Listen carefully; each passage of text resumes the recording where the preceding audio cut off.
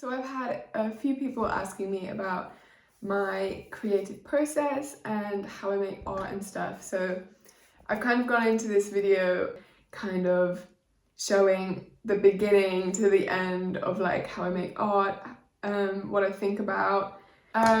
So I'm out of uni now and I think everything is very different. Like everything was bound to be different in any stage of life, but the way I'm making art now is new to me, but feels also very true and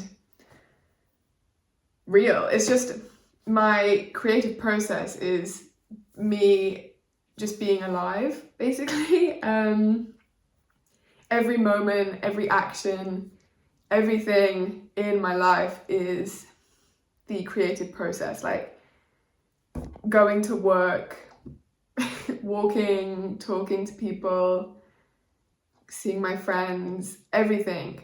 So it's hard to pinpoint an exact, this is where my process starts, because for me it's just living, basically. But I've written down a lot. And I'm gonna do some chatting first and then I'll get into like more of a vlog style. This is me drawing, this is how I make art. But my inspiration is from everything, and it's the oceans, the stars, organs, tree roots, cities, individuals, communities, transportation, concepts, even like history, art history, eternity, the present moment, internal, external, vastness, emptiness, everything. Like I love everything and I'm fascinated by everything, and it's even, like I said, concepts. It's humor, it's love, it's hate and despair. It's like I'm always having internal conversations with myself, like about everything. Like it's quite intense up here, but it's just how I think. What have I got? I love people a lot. I love the human mind, and I try to exercise my ability to be conscious. And I know that the human ability to have consciousness is so crazy that I feel like I try to witness everything and try to know everything, because my ability to think and understand is so profound that it leads me to not feel overwhelmed, but feel a sense of purpose that I must experience and witness everything because I have this ability to think. So my internal conversations become the outcomes that I make. And in uni, I think because I was able to go to the studio every day of the week and I was there all week, I was able to make so many pieces just out of fragments of images and conversations I was having with myself. And it was great. It was very fulfilling, even though it was very difficult and intense. It meant that a lot of the art I was making was quite watered down. Like they were just fragments of visions and conversations with myself. It was fulfilling, but it was fragmented, and I feel like only sometimes was I able to create a piece that had everything that I wanted in it.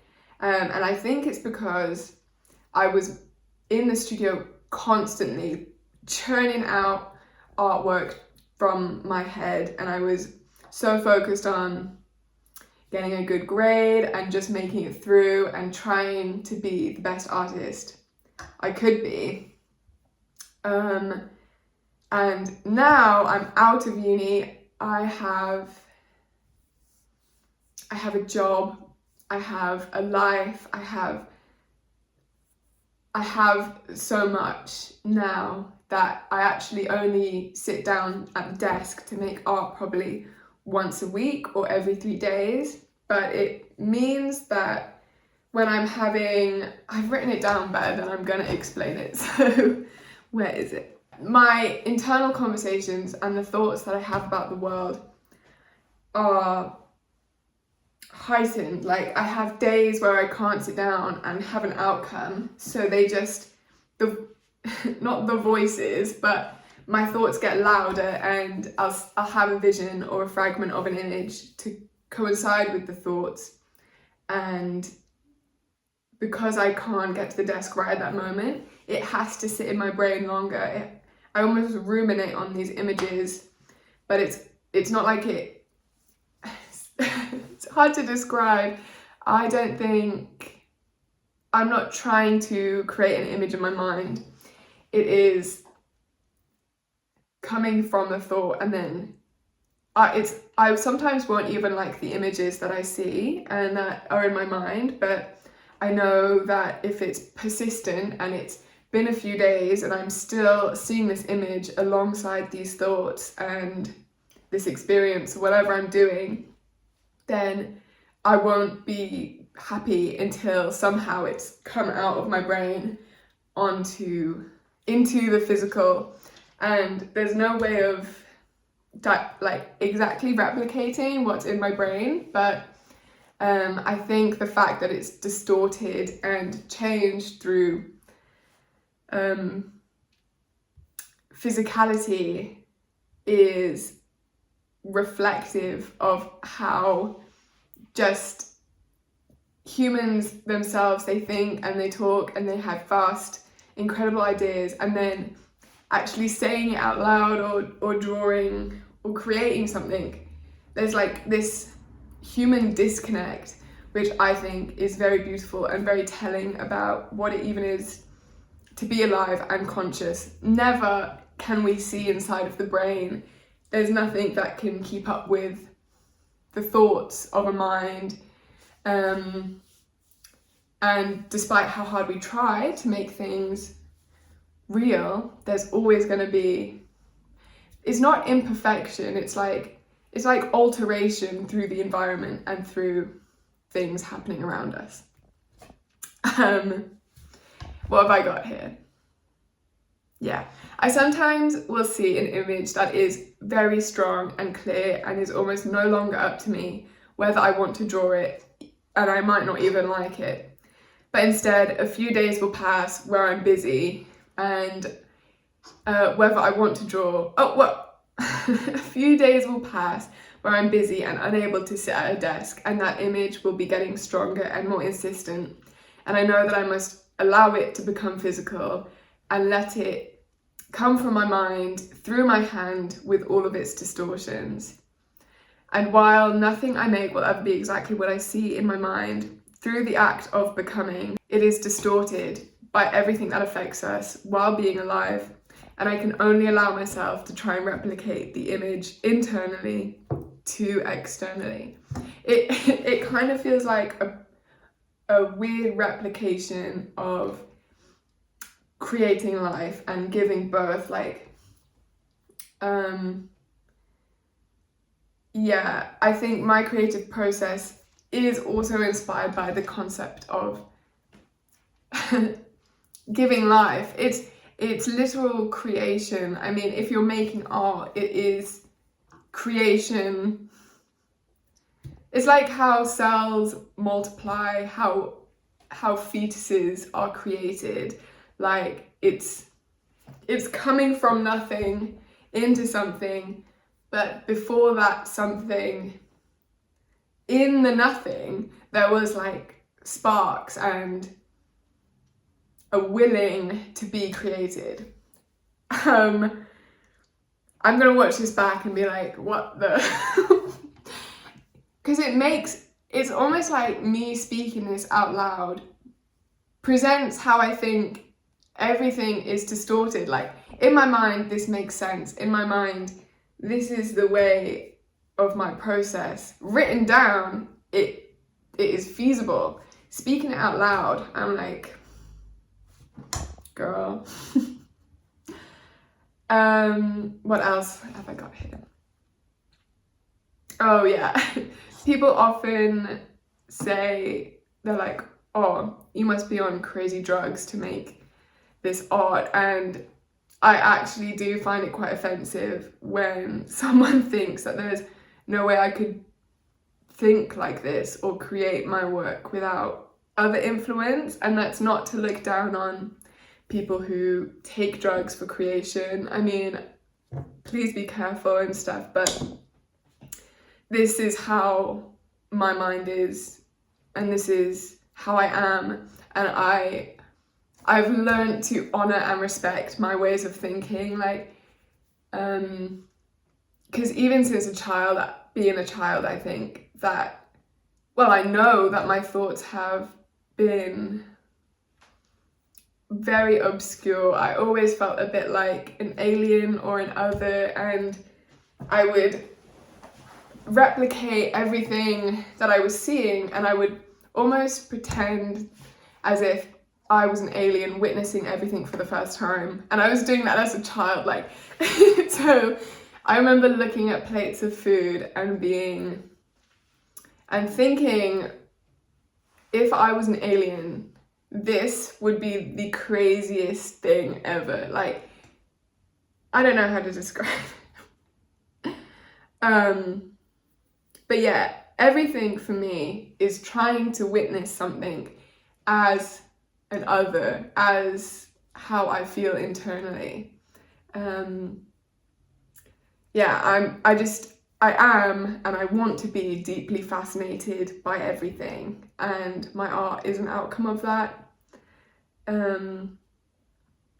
I hope somewhere in this ramble there's substance for someone. I'm sure through the years to come I'll figure out a way to explain this better, but right now that's all I've got.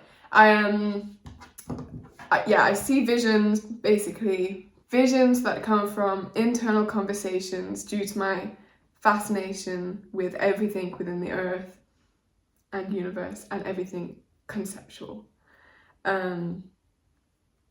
And I try and replicate the images. Okay, this next part is about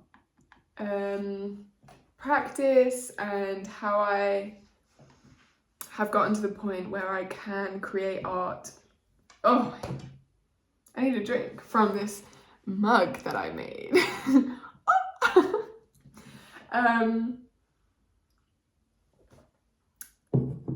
Yeah, so for how I've gotten to this point of being able to see an image in my head, I didn't used to be able to do this. Like, I think I've always had thoughts of otherness and being an alien and feeling fascinated by the world. History, I used to love history. Anyway, I think, I never used to, I literally didn't start drawing until I was 15, maybe, because I felt like life was falling apart for me, and it continued that way for a fair few years. I mean, my life was falling apart. I had no sense of anything, and art for me, I was like, if I practice, I'm going to become good at something. And I found it so much fun to learn how to draw a face, and it was so much fun to make art. I was like, okay, I have to become the best at this. And I had no concept of like what I was going to make. I just was looking at artists that I thought were incredible, and I was copying images that I was seeing of artists, of real images. I was drawing just a lot. I did the 100 Faces challenge, which didn't take up all my time practicing, but that's just an example of I was drawing every day with the purpose of getting better and becoming good. I was looking at figures always. I wanted to learn different mediums. I just wanted to be really, really good at art, and I felt like it was fun. Everything was fun. It was freeing. It was just great. Like, I think on the surface level, I just love aesthetics, and even as like a teen, it's just fun to make things that are beautiful. And yeah, I think in uni, I was like, okay, now I have learned how to draw, I can do it. I have kind of a aesthetic style, whatever. But I went and there was, I did art foundation first. And there I was like, okay, I was making stuff that was kind of interesting, kind of putting my way of thinking to paper, but ultimately I still was just drawing for aesthetic fun, and I was just trying to exist because I was finding it very hard. I was very, very depressed for a long time, and I still struggle, but I can figure it out better now. But I went to art foundation, it was okay, and then I went to uni in Manchester, and I was suddenly like, I wasn't that good at drawing compared to other people, and I always knew that the next step to becoming a good artist, whatever, is to become authentic. And I think for me, the concept of becoming authentic is what has gotten me to this point. Everything for me is based in authenticity and trying to be as true to myself and as true to the human experience as possible. One artist that I was with in uni, well, a few artists, I'll name and shame. There's Anne Cushblatt on Instagram. Wow, I remember being in first year and seeing Anne's work, and I was like, they are just so true to themselves and true to the art they want to make. Everything was cohesive and honed in, and I was like, wow, this is good. Like, I could draw, but I did not have, my internal vision was not as strong as what I was seeing from Anne.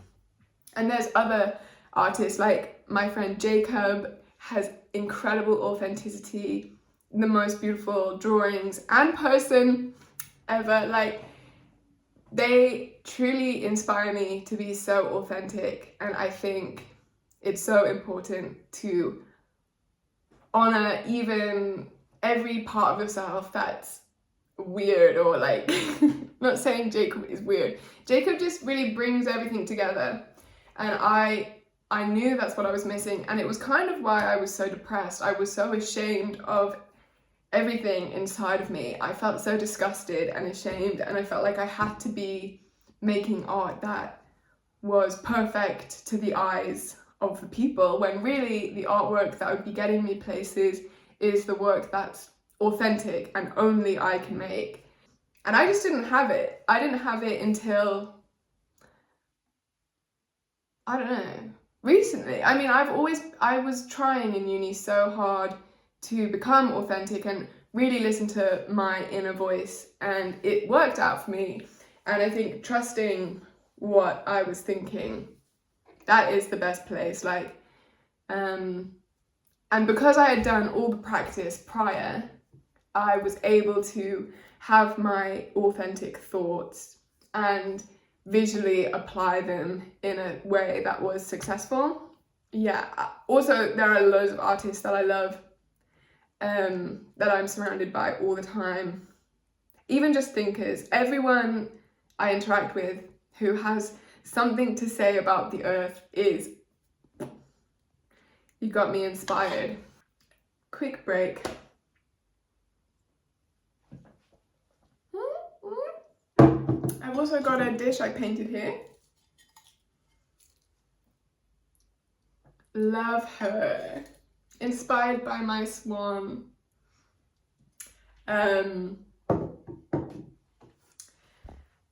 So my plan for this drawing that I'm gonna try and show the process of, it's inspired by this picture. I'll put it somewhere. And it's inspired by the dead of winter and trees that hibernate, and they almost replicate death in winter. And then it's the internal workings of a tree that are inspiring me and giving me thoughts of artwork. It's the fact that somehow the tree is able to pull water from the ground to the tops of the tree, and it's the internal cells of the tree that I'm fascinated by on the backdrop of a lake, because the lake for me represents all my internal thoughts. It's almost like a big brain, the lake, and the sky is up there.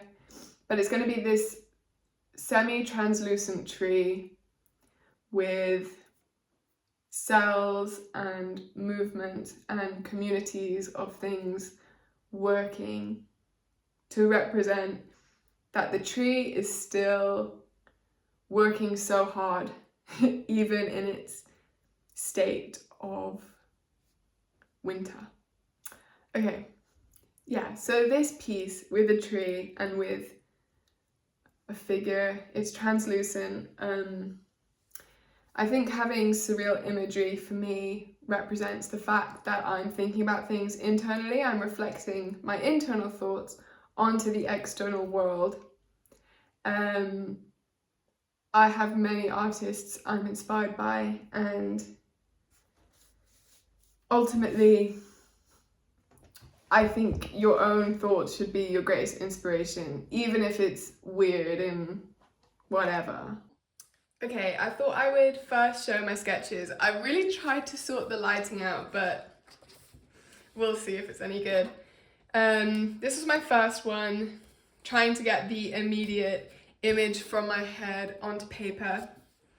Then this one I was adding more details. I was focusing on her face, my face. I kind of want her to look like an owl or like a cat, almost like a human, but kind of playing on really the animalistic kind of spirit vibe. Then I did this one. I was just looking at a different way to do her face because I was a bit stuck.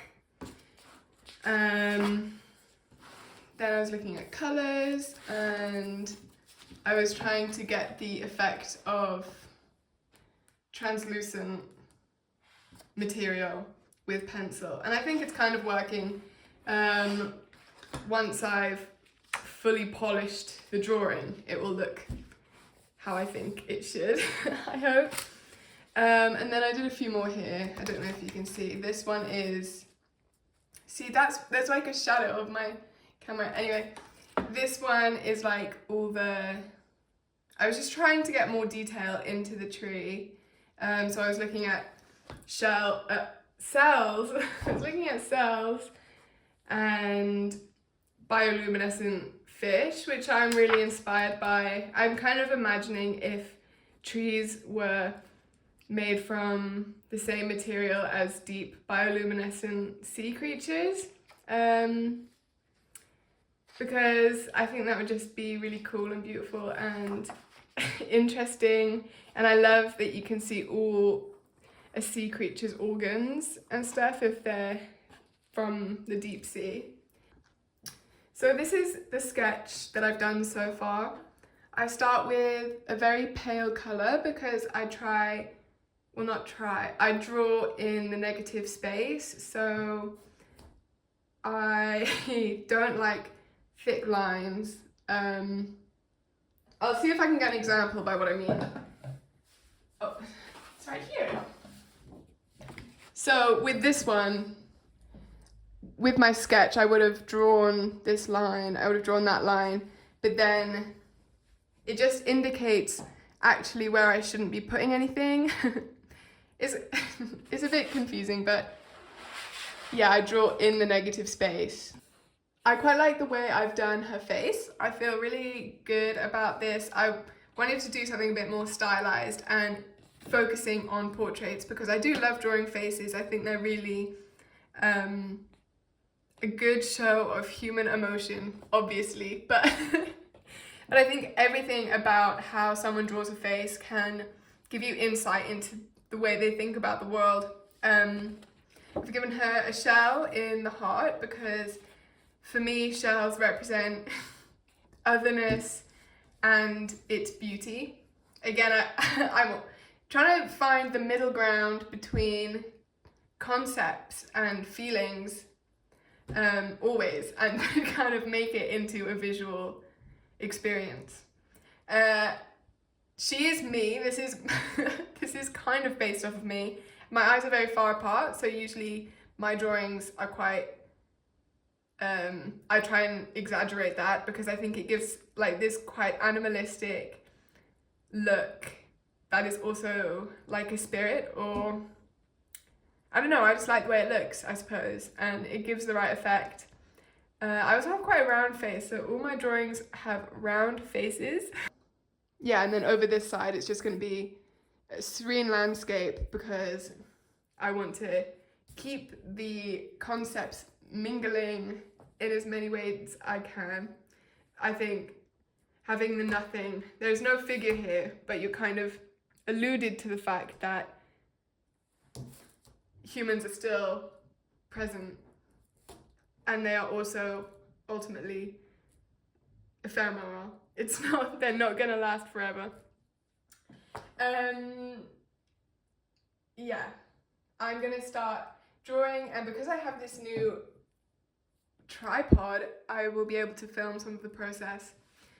But yeah, I don't have a specific goal in mind other than to try and convey atmosphere and feeling.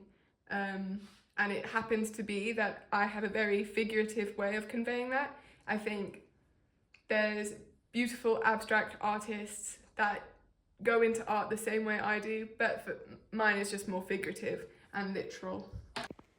Okay, so with my process, I just start by applying lots and lots of light layers and filling in the background and the main bulk of the colour to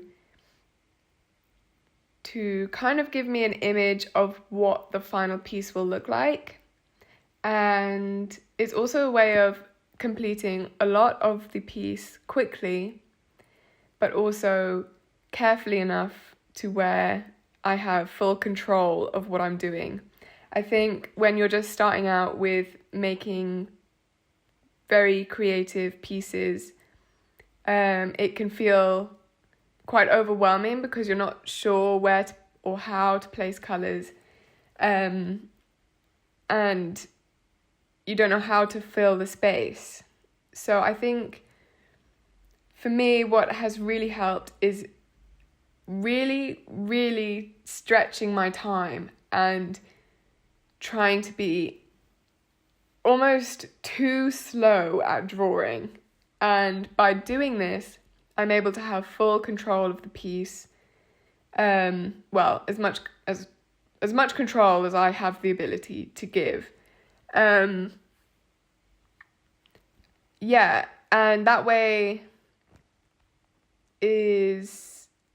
that's how I've gotten to the point where I think I can make quite a lot of polished pieces, and not get the burnout or that feeling that exists in the art community, because I literally will take a week just coming and sitting down, drawing parts of it, standing up, leaving again, coming, sitting down, and just doing it over a really long time.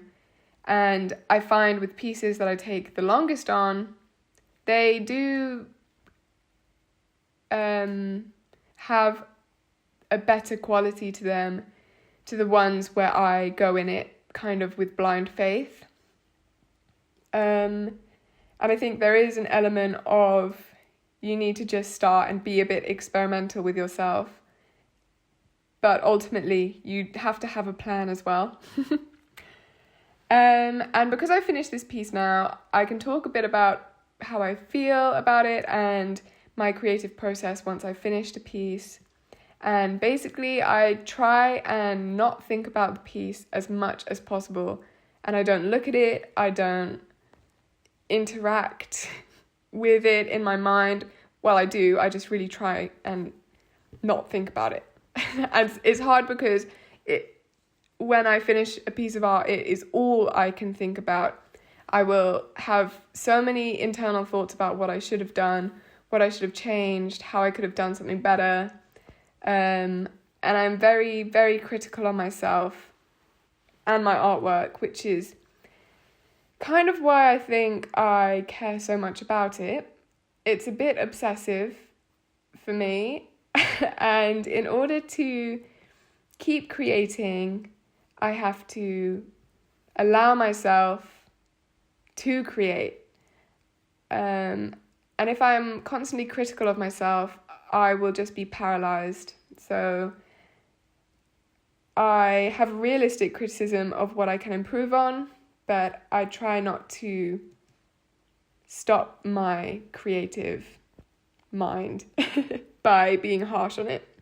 Anyway, I hope that this video had something in it for someone, and yeah, the finished piece is on my Instagram, whatever. I don't know if anyone's even gonna reach the end of this video, it's so crazy long. I'm gonna put some environmental things at the end and charities and whatnot. Anyway, bye bye, love you.